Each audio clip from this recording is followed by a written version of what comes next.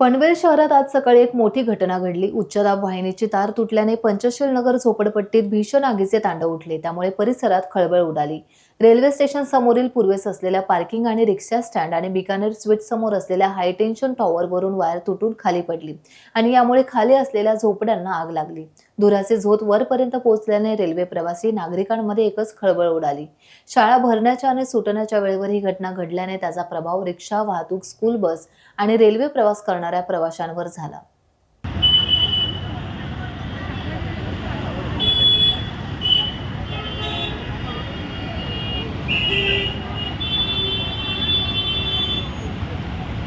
घर जल रहा है। हटा दिया है गाड़ी, लेकिन वो बाकी का हैंडल लॉक है ना। तार जलन वाली है।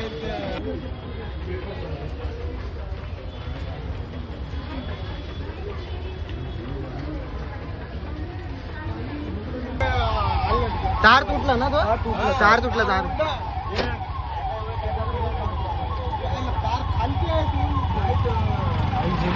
तार तुटला तो। अरे वो तार अरे फाइल भी अरे फाइल